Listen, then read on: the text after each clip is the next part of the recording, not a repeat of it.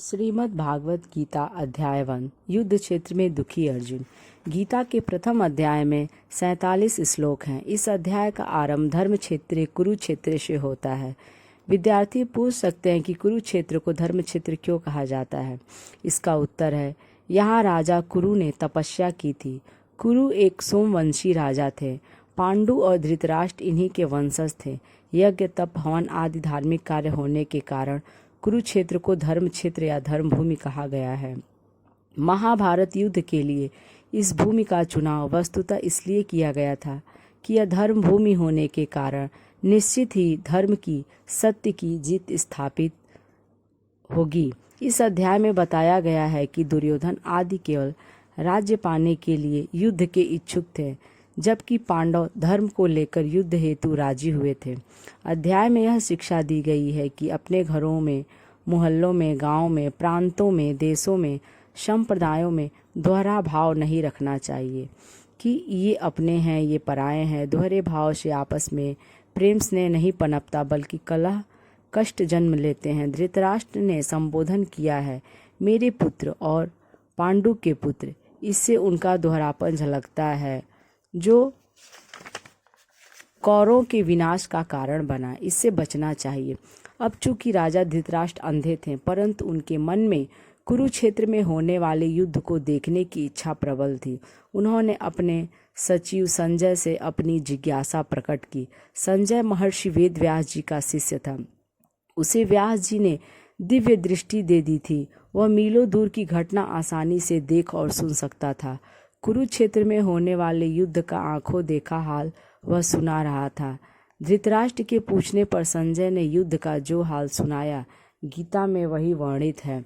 संजय ने बताया कि पांडवों की सेना को सामने खड़ी देखकर दुर्योधन गुरु द्रोणाचार्य के पास गया और उनको बताया कि आपका ही शिष्य द्रुपद पुत्र धृष्टद्युम्न पांडवों की सेना की व्यवस्था कर रहा है। उसने पांडवों के प्रमुख योद्धाओं के नाम गिनवाए, फिर अपनी सेना के लिए महारथियों के नाम बताएं। उसने भीष्म पितामह की सहायता करने को कहा। भीष्म पितामह ने शंख बजाकर युद्ध करने की चेतावनी दी। फिर तो अन्य सभी योद्धाओं ने अपने अपने शंख उत्साहपूर्वक बजाए। भगवान श्री कृष्ण ने पंचजन्य नामक शंख बजाया। सभी पांडवों के द्वारा बजाए गए शंखों के नाम भी संजय ने धृतराष्ट्र को बताए। अर्जुन ने अपना गांडीव धनुष उठाया और कहा, हे श्री कृष्ण, मेरा रथ दोनों सेनाओं के बीच में ले चलो। मैं देखना चाहता हूँ कि आज मुझे किनसे लड़ना पड़ेगा। श्री कृष्ण तुरंत रथ को दोनों सेनाओं के बीच में ले गए। अब अर्जुन ने देखा कि मुझे भीष्म पितामह से, अपने गुरु द्रोणाचार्य द्रोण से, अपने संबंधी राजाओं से, भाइयों तथा चाचाओं से युद्ध करना है। तब वह बहुत ही दुखी हुआ।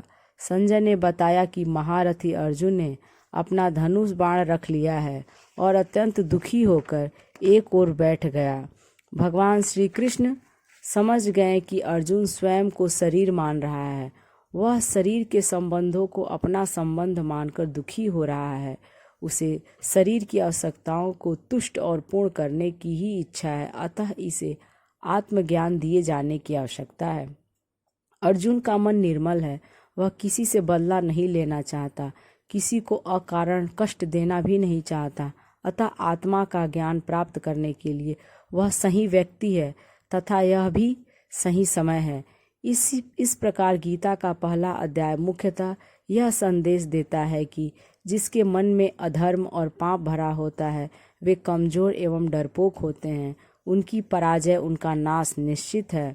इसके विपरीत जो लोग धर्म का मार्ग अपनाते हैं और सत्य का साथ कभी नहीं छोड़ते, वे निर्भीक एवं साहसी होते हैं। उन्हें सदैव विजय मिलती है। यदि वीडियो अच्छी लगे तो लाइक करें और यदि मेरे चैनल पर नए हैं तो इसे सब्सक्राइब करें।